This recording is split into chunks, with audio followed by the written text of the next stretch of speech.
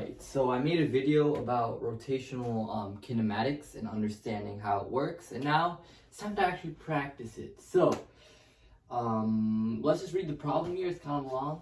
The figure shows below two pulleys attached by a belt.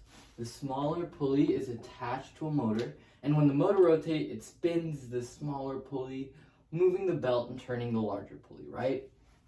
The larger pulley has a radius of 15 centimeters and undergoes a constant angular acceleration of alpha is equal to 1.33 radians per second squared, starting from rest.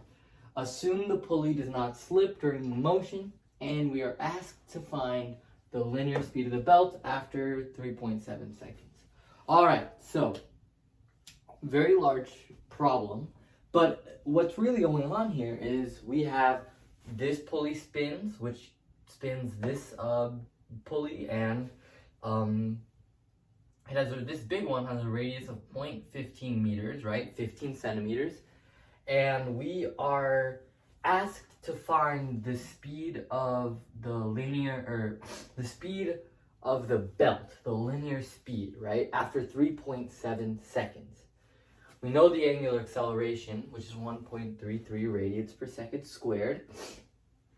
And when you're asked to find the linear speed of something when it comes to rotational kinematics, it's always good to write down a bridge equation, right? We want to bridge our, rotational variables into linear variables. And the bridge equation I can think of is that the velocity is equal to omega times r, the rotational speed times r, the radius. And if you're not sure where that comes from, you can go ahead and watch some videos about the rotational kinematics bridge equations and how they work. But we know the radius, we're trying to figure out the speed of the belt, but we don't know the angular velocity, right, of the belt as it rotates with the pulley, right? Assume the pulley does not slip during this motion, we can assume that it would have the same angular velocity as the pulley, and with that in mind, just erase that, we got to figure out what is the angular velocity. So let's write down it's kind of an area to find out angular velocity. I'll do it maybe like right here.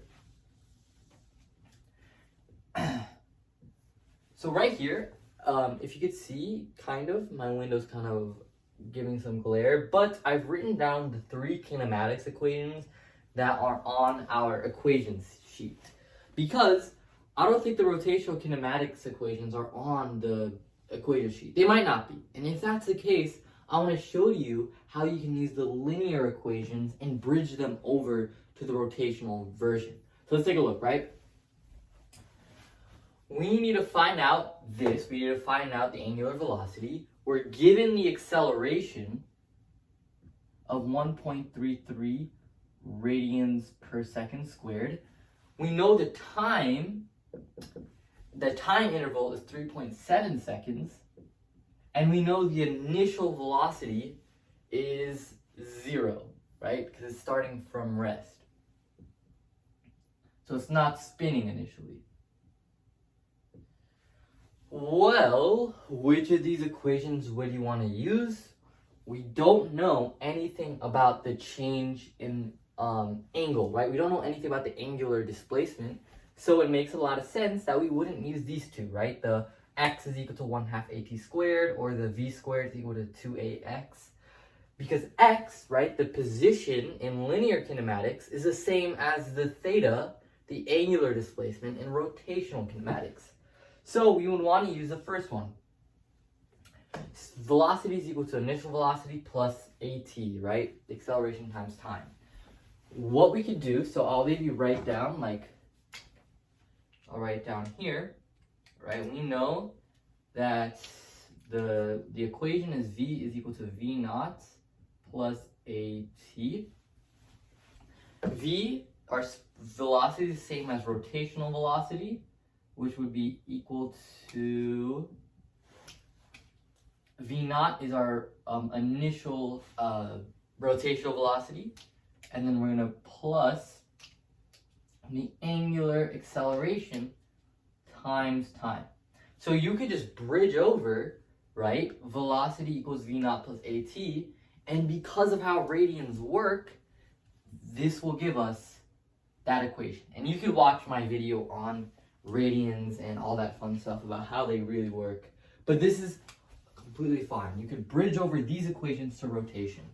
And from there, it's really just, you just got to figure out, well, the initial is 0 radians per second plus 1.33 radians per second squared times 3.7 seconds.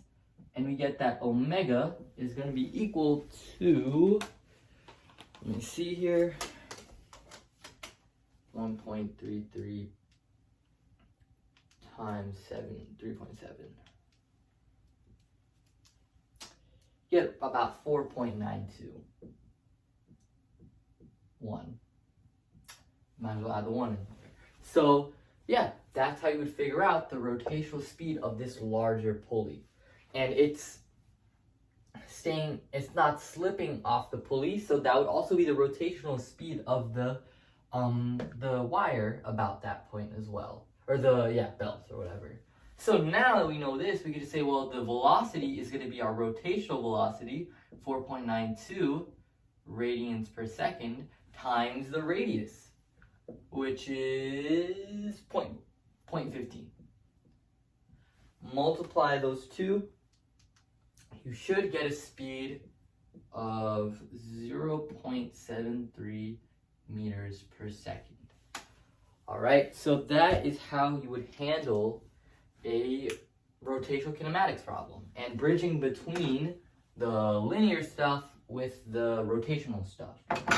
Now, kind of as a bonus, I won't go through it in this video, but now that we know this belt is traveling this fast across the whole thing, what I want you to do is given, and I'm going to give this to you, I have no idea if this will break the pulley or whatever, but given the radius of the smaller pulley is 0.07 meters, 7 centimeters, I want you to figure out what would the rotational speed of this pulley be. In fact, really shouldn't be that hard. So yeah, try it out, and thanks for watching.